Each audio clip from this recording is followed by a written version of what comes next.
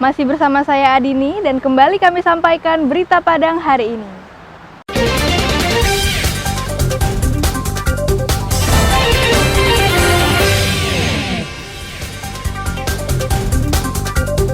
Pusat Vulkanologi Mitigasi Bencana Geologi, pantau aktivitas Gunung Merapi. SMK Negeri 1 Kota Baru, Sekolah Kejuruan Umum berbasis disiplin ala militer. Usai sortir surat suara, petugas temukan kerusakan surat suara.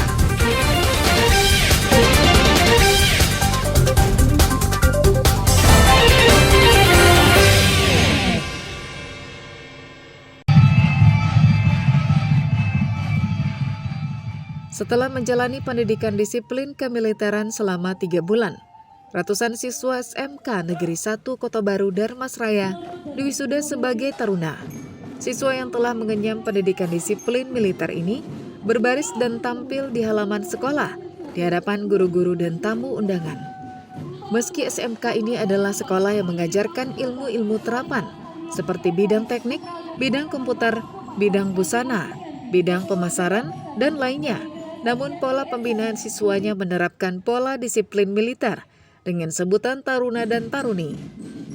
Wisuda lebih dari 300 taruna-taruni angkatan ke-7 ini ditandai dengan pemasangan logo taruna di bahu para siswa dan pemasangan topi. Selanjutnya mereka juga disiram dengan air kembang sebagai simbol kesuksesan di masa depan. Sebagai pelajar di SMK Negeri 1 Kota Baru ini, tentang pelantikan ini adalah menentukan berbaris-baris dan semi militer, habis itu ketarunaan, jiwa kemiliteran yang diterapkan di SMK Negeri 1 Kota Baru ini. Kepala Dinas Pendidikan Sumatera Barat Barlius mengatakan, dengan adanya program pendidikan yang berbasis bela negara dapat membentuk watak, karakter, dan kedisiplinan siswa untuk melahirkan generasi muda yang handal dalam persaingan dunia pekerjaan untuk masa yang akan datang. Kita lihat yang sekolah-sekolah yang berbasis pendidikan taruna bagus. Ada SMA Agam Cedekia, ada SMA sama satu Sungai Rumbai juga. Kemudian sejumlah sekolah kita di Sumatera Barat ya yang berbasis pendidikan taruna disiplin, dan kalau SMA-nya banyak diterima di perguruan tinggi setelah tamat, kalau SMK-nya banyak diterima di lapangan pekerjaan, jadi berbanding lurus. Bukan saja pelantikan taruna dan taruni yang digelar, para siswa SMK Negeri 1 Kota Baru juga melaksanakan pameran hasil karya mereka seperti tempat bunga dan gantungan jam dinding dari bahan bekas. Anak-anak kita itu memang menerapkan dari kedisiplinan yang sudah kita latih gitu kan, kita bina gitu. Jadi selama lebih lebih kurang 3 bulan pelatihan mereka, harapan kita baik itu fisik maupun mental mereka memang teruji dan karakter mereka memang karakter yang positif dan kuat hendaknya untuk kedepannya. Setelah lulus, para taruna dan taruni diharapkan dapat memanfaatkan ilmu yang diperoleh di bangku sekolah untuk terjun ke dunia pekerjaan sesuai dengan keahlian, semangat, serta disiplin yang mereka miliki. Eko Pangestu melaporkan dari Darmasraya.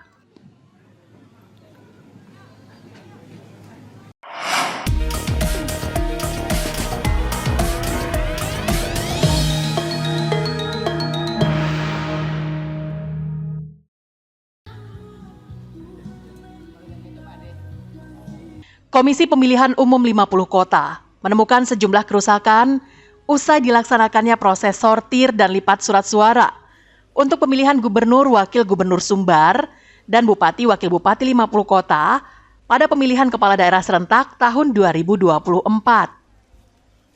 Kerusakan surat suara pemilihan Gubernur Wakil Gubernur Sumbar berupa terkena noda dan mengkerut. Jumlah kerusakan surat suara baik untuk pemilihan Gubernur Wakil Gubernur Sumbar maupun pemilihan Bupati Wakil Bupati 50 Kota terbilang kecil, hanya mencapai 0,03% dari jumlah surat suara yang diterima. Jumlah kerusakan itu jauh berkurang jika dibandingkan dengan pemilu sebelumnya.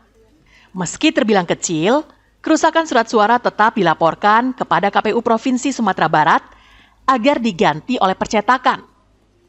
Pada pemilu sebelumnya, jumlah kerusakan surat suara mencapai 3%. Usai proses sortir dan lipat surat suara, dilanjutkan dengan pengaturan serta pemeriksaan kembali untuk memastikan logistik pemilu yang akan didistribusikan sesuai kebutuhan masing-masing kecamatan. Kalau kita ambil persentase untuk surat suara gubernur, itu persentasenya sangat kecil, 0,03%.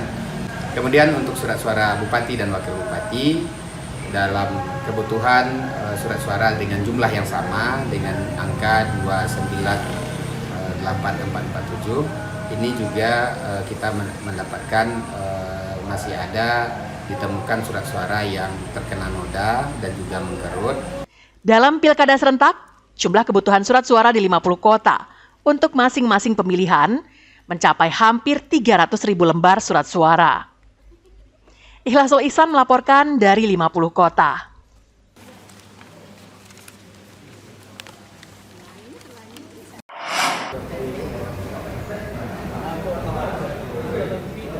Setelah melakukan 2 kali pembahasan terkait laporan warga tentang adanya 2 ASN yang mendukung salah satu calon wali kota Pariaman pada pilkada mendatang, Tim Penegakan Hukum Terpadu atau Gakumdu Pariaman akhirnya memutuskan bahwa perbuatan kedua ASN tidak ada unsur pidananya.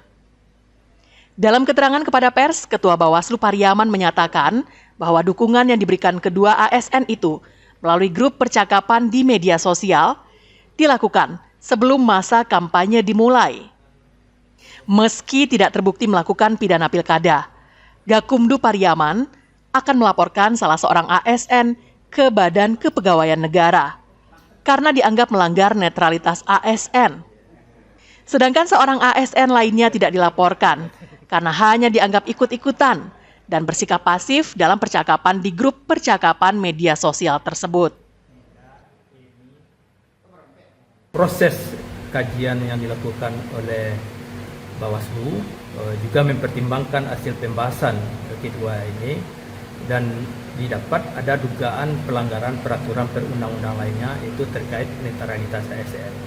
Jadi dari dua orang terlapor ini, yang satu terbukti melanggar peraturan perundang lainnya atau netralitas ASN dan itu kita teruskan kepada Badan Kepegawaian Negara. Tidak netralnya ASN dalam pilkada merupakan hal yang kerap terjadi karena dekatnya hubungan antara yang bersangkutan dengan calon kepala daerah. Namun para ASN juga harus sadar bahwa posisinya sebagai abdi negara berada di tengah untuk melayani seluruh lapisan masyarakat tanpa terkecuali. Sehingga dukungan kepada salah satu calon kepala daerah akan mencederai posisinya tersebut dan dikhawatirkan dapat mengganggu pelayanan kepada masyarakat dan kepercayaan masyarakat terhadap institusi pemerintahan daerah. Eki Rafki melaporkan dari Pariaman.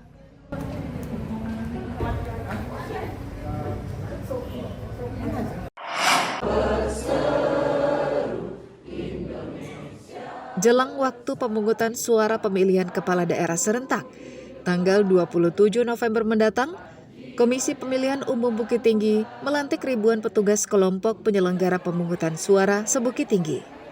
Para anggota KPPS yang dilantik ini tersebar di 3 kecamatan dengan total 24 kelurahan. KPPS dilantik secara resmi oleh panitia pemungutan suara di Aula Balai Diklat Pertanian. Jumlah KPPS pada Pilkada serentak tahun ini berbeda dengan jumlah KPPS pada pemilu 14 Februari lalu. Dari 2.555 KPPS, berkurang menjadi 1.442 orang atau berkurang 1.113 orang. Jumlah TPS juga mengalami pengurangan dari 365 menjadi 206 TPS. KPU Bukit Tinggi berharap setelah dilantik, KPPS menjalankan tugasnya semaksimal mungkin, mulai dari mengikuti BIMTEK, menjaga netralitas, dan menjalankan tugas dengan amanah. rekan-rekan KPPS ini nanti pada hari H di 27 November bekerja sesuai dengan aturan-aturan yang berlaku yang telah ditetapkan oleh KPU dan menjaga integritas, menjaga kejujuran supaya tidak terjadi gesekan-gesekan nantinya di tengah masyarakat. KPPS terutama ketua ya untuk bisa menjalankan tugas dan fungsinya mengkoordinir rekan-rekan anggota KPPS yang lain. KPPS memiliki tugas dan tanggung jawab yang berat dalam meningkatkan partisipasi masyarakat pada pilkada nanti, melalui sosialisasi dan menjalankan pemungutan suara, hingga penghitungan suara di TPS, sehingga pelaksanaan pilkada berjalan lancar. Dina Amrina melaporkan dari Bukit Tinggi.